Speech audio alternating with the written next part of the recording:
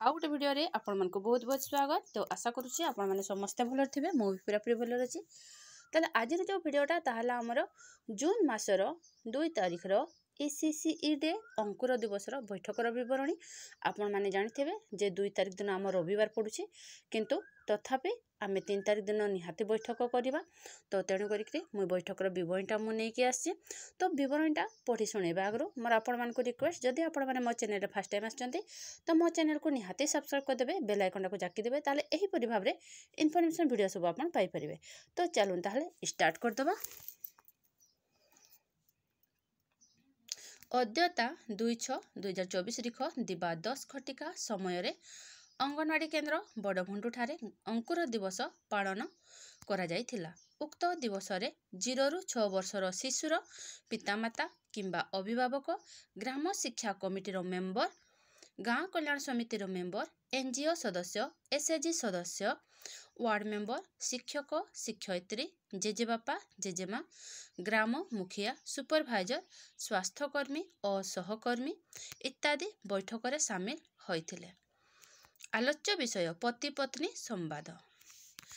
ICDS and health नियमानुजाई परिवार रे शिशु और महिला मानकर ओजन वृद्धि, हेमोग्लोबिन लेवल, IFA बटिका और कैल्शियम बटिका ग्रहण करिबा। जून मासर आलोच्य विषय शिशु मानकर ओजन वृद्धि, हेमोग्लोबिन लेवल, IFA बटिका और कैल्शियम बटिका ग्रहण करिबा। तो मो गोटे कथा आपन को कहबा पई चाहे जे आमे गोटे सब्जेक्ट उपरे आपण माने जानि छंती आमे 2 मास धरि ता विषय आमे आलोचना करिथाय। तो जेपरि हमर जो ICDS एंड हेल्थ नियमानुजाई परिवार रे शिशु और महिला मानकर ओजन वृद्धि, हेल्थ लेवल, IFA बटिका और कैल्शियम बटिका ग्रहण करिबा, एई उपरे हमर मे और जून मासरे आमे आलोचना करिवार अछि। तो याकु मु 2 भाग रे कर देइथिले। जदि आपण माने मे मासर वीडियो देखिथिबे ताले आपण जानिथिबे जे सेथिरे आमे महिला मानकर ओजन वृद्धि विषय आमे आलोचना करथिले। तो एबे आमे शिशु मानकर ओजन वृद्धि, हेमोग्लोबिन लेवल विषय रे आलोचना करिबा। तो हमर जून मासर आलोच्य विषय मु आपन को कहि सुनै देली। शिशु मानकर ओजन वृद्धि, हेमोग्लोबिन लेवल, IFA बटिका और कैल्शियम बटिका ग्रहण करिबा। शिशु मानकर ओजन वृद्धि करिबा निमंते शिशुटीर खाद्य, परिष्कार परिच्छन्नता, रक्तहीनता उपरे विशेष भाव रे ध्यान देबाकू पड़िबो, जहा द्वारा शिशुटी हृष्टपुष्ट हेबो। पुष्टिहीन शिशु विभिन्न समय रे रोगाक्रांत हुए। पुष्टिहीन हेबार कारण खराब पोषण, शरीर समस्या, कृमि, परिष्कार परिच्छन्नता, अनिद्रा, एही 5टी कारण जोगु शिशुटीर ओजन कमी थाए। जदि शिशुर शरीर रे समस्या जेपरि दिव्यांग शिशु थिले, एहा जोगु शिशुर ओजन रे वृद्धि होई न थाए।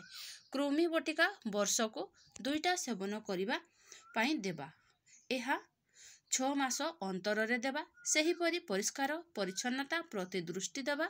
बासन कुसन लुगापटा, शिशु खेलुथबा स्थान सबु बेले परिष्कार परिच्छन्नता रखंतु। अनिद्रा जोगु शिशुटी चिड़चिड़ा होई जाए, एहा शरीर रे कुप्रभाव पकाए। प्रत्येक मासकु शिशुर ओजन निया जाई जेउ शिशुर ओजन कम ताहा लिपिबद्ध करा जिवो और ओजन कम हेबार कारण खोजी से अनुसार मां को परामर्श दिया जिवो। शिशुर रक्तहीनतार लक्षण शीघ्र थकी जिबा, जीभ नख धड़ा पड़ी जिबा, हाथ पापुली धड़ा पड़ी जिबा, चेहरा मलिन पड़िबा इत्यादि। शिशुर रक्तहीनतार क्षति रक्तहीनता रोग द्वारा शरीर विकास रे बाधा प्राप्त हुए। यह मस्तिष्क उपरे मध्य प्रभाव पकाए। बुझिबार शक्ति क्षीण हुए। प्रतिकार प्रति 3 मासरे VHSND दिवस रे प्रत्येक शिशु मानकर हेमोग्लोबिन स्तर जांच करा जाए। जांच द्वारा रक्तहीनता ग्रसित शिशु चिन्हट करा जाए। चिन्हित शिशुर उपचार करा जाए। अंगनवाड़ी केन्द्र रे प्रति मंगलवार और शुक्रवार 6 मासरू 6 वर्षर प्रत्येक शिशु को IFA सिरप दिया जाए, जहा द्वारा रक्तहीनता को प्रतिरोध करि हेबो। सभा शेष रे समस्ते सभा कार्य ଯୋଗ ଦେଇଥିବାରୁ ଧନ୍ୟବାଦ ଅର୍ପଣ କରାଗଲା। ତ ଏହିପରି ଭାବରେ ମୁଁ ଲେଖିଛି। ଯଦି ଆପଣ ଏଥିରେ ଆହୁରି କିଛି ଆଡ଼୍ କରିବା ପାଇଁ ଚାହୁଁଛନ୍ତି ତ କରିପାରିବେ, କିଛି ପ୍ରୋବ୍ଲେମ୍ ନାହିଁ। ଠିକ୍ ଅଛି, ତାହେଲେ ରହୁଛି। ଦେଖା ହେବ ଆମର ନେକ୍ସଟ ଭିଡ଼ିଓରେ।